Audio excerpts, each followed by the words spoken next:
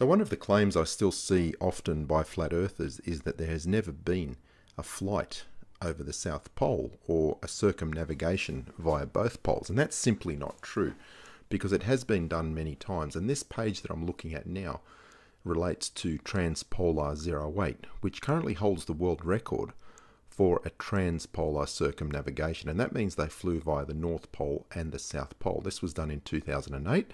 And it was done in a Bombardier Global Express XRS business jet, which is exactly the same type of aircraft I fly. That's what it looks like. And they hold the world record for the fastest speed for a transpolar circumnavigation. And I'll put the link in the comments down here. But there have been other flights, and notable ones are Pan Am Flight 50 and Polecat in the 1960s, and I'll link also to the Facebook page, and if you do a Google search you can see plenty more information about those flights. And what motivated me to do this video is a comment that I saw on my channel relating to a special charter done by a Swiss company, and it actually just completed today. And this is a flight going from Switzerland. It goes down through Africa, across to South America. It then goes from the bottom of South America over the South Pole and up to Perth, Australia, and then through Ayers Rock, Cairns, across to Samoa, back up through Canada, and back to Switzerland, Zurich. So again, I'll link to this webpage which shows you the route.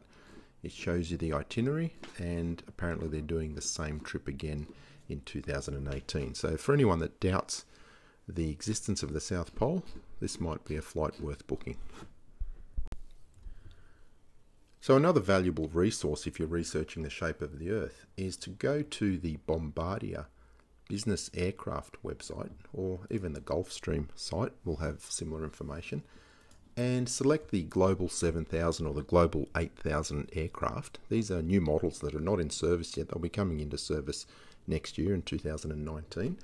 And you can scroll down to the interactive range maps. And when you do that, if you click on any of these cities, it's going to show you the range capability of the aircraft. So for example, from New York, we can fly to any of the area that is shaded there. If we're in Los Angeles, that's what we can fly to. Now, what is interesting here is if you click on Sydney, it will show you all the available areas that you can fly to non-stop. So you can see there the Global 8000 can go from Sydney to Los Angeles non-stop. It can go to virtually anywhere in South America, but it can't get to the west side of Africa or London. Now that matches the geometry of a globe. Now remember, this is a $100 million business jet. So if you're in the market for this type of aircraft, you want to know the range capability. And for example, if I was buying one and I was expecting to fly to South America frequently, I'd want to know that the aircraft is actually capable of doing that non-stop. Now looking at this range map, we can go from Sydney to South America non-stop.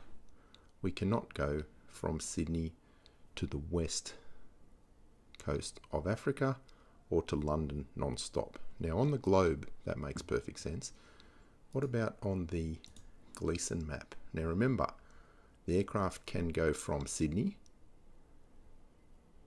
to South America, but it cannot go to the west coast of Africa or London. Now if you have a look on the Gleason map, the distance from Sydney to London or the west coast of Africa is actually shorter than it is to the southern part of South America. So this map just does not agree with the aircraft range maps.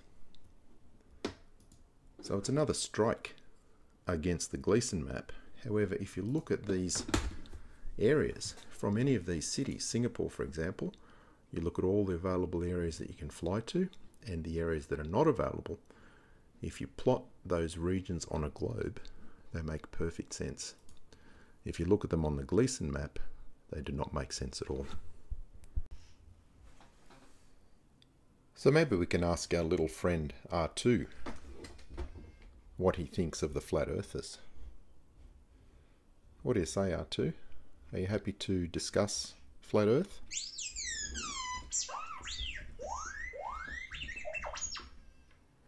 Do you think the earth is flat, R2?